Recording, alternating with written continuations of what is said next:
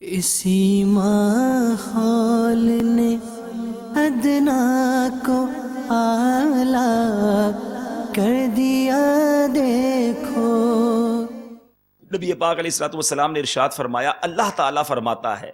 خرچ کرو تم پر خرچ کیا جائے گا۔ جو خرچ کرتا ہے نا، جو بانٹتا ہے، اسے ضرور عطا ہوتا ہے۔ میرے پیارے اسلامی بھائیوں، اللہ تبارک و تعالیٰ قرآن مجید فرقان حمید میں ارشاد فرماتا ہے، ترجمہ کنز ایمان، اور ہمارے دیے میں سے کچھ ہماری راہ میں خرچ کرو قبل اس کے کہ تم میں کسی کو موت آئے، پھر کہنے لگے اے میرے رب تو نے مجھے تھوڑی مدت تک کیوں مہلت نہ دی کہ میں صدقہ دیتا اور نیکوں میں ہوتا۔ یعنی قرآن پاک ہمیں یہ وارن کر رہا ہے، ہمیں یہ ڈرایا جا رہا ہے کہ دیکھو مرنے سے پہلے اللہ نے دیا ہے، اس میں سے خرچ کرو، بعد میں پچھتانے سے کچھ نہ ہوگا۔ یہاں وہ لوگ سوچیں، میرے مدنی چینل کے ناظرین سوچیں، رب عز و جل نے عطا فرمایا ہے، کچھ لوگ سوچتے ہی رہ جاتے ہیں بعد میں خرچ کروں گا، تھوڑے عرصے بعد کروں گا، اور پھر ایک وقت آتا ہے بعض اوقات کہ وہ مال بھی ہاتھ سے چلا جاتا ہے، اور پھر افسوس کرتے ہیں کہ کاش اس زمانے میں کوئی نیکی کی کام میں خرچ کر لیتا، مسجد بنا لیتا، مدرسہ بنا لیتا، فلاں جگہ خرچ کر دیتا۔ اب تو وہ پیسہ بھی ہاتھ میں نہیں رہا، تو یا تو پیسہ ہاتھ سے چلا جاتا ہے یا دنیا سے زندگی چلی جاتی ہے۔ سیدنا ابو ہریرہ رضی اللہ تعالیٰ عنہ راوی ہیں، نسائی شریف میں حدیث پاک موجود ہے، نبی پاک علیہ الصلوۃ والسلام نے ارشاد فرمایا، ایک درہم 1,00,000 درہم پر سبقت لے گیا۔ ایک شخص سے عرض کی، یا رسول اللہ صلی اللہ علیہ وسلم وہ کیسے؟ ارشاد فرمایا، ایک شخص کے پاس کثیر مال ہو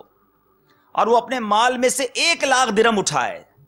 اور انہیں صدقہ کر دے، جبکہ دوسرے شخص کے پاس صرف 2 درہم ہوں اور وہ ان میں سے 1 درہم اٹھایا اور اسے صدقہ کر دے۔ اب یہاں 50% دے دیا نا، اس نے 2 سے 1 دے دیا۔ تو یہ ضروری نہیں کہ جس نے لاکھوں دیے، کروڑوں دیے، وہی اللہ کی بارگاہ میں مقبول ہوگا۔ یہاں انفاق فی سبیل اللہ کا جو ذہن دیا جا رہا ہے، جو اللہ کی راہ میں خرچ کرنے کا ذہن دیا جا رہا ہے، وہ سب کو دیا جا رہا ہے۔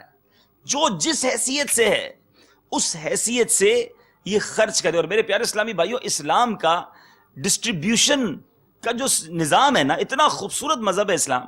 کہ اگر سارے مسلمان اس کے ذمے جو جو چیزیں ضروری ہیں، زکوٰۃ پوری ادا کی جائے، پھر صدقات نافلہ بھی ادا کیے جائیں، اس کے بہت سارے فضائل بیان ہوتے رہیں، پھر اس کے بعد فطرہ ادا کیا جائے، قربانی کے وقت گوشت کی صحیح تقسیم ہو، اور جو کھال کا سسٹم بنا ہوا ہے، اگر تمام کے تمام مسلمان دنیا بھر کے اگر یہ ساری ڈسٹریبیوشن، یہ ساری تقسیم صحیح طریقے سے کرنے لگ جائیں تو کوئی مسلمان غریب نہیں بچے گا۔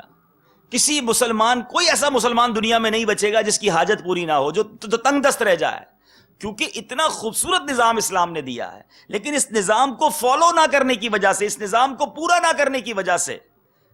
ہم تکلیف میں آ جاتے ہیں۔ ہمارا یہ سارا معاشرہ اس وقت ڈسٹرب رہا ہے، تو ہمیں یہ ذہن بنانا ہوگا، دینے والا رب ہے، اسی نے تو عطا کیا ہے۔ اسی ماحول نے ادنا کو اعلیٰ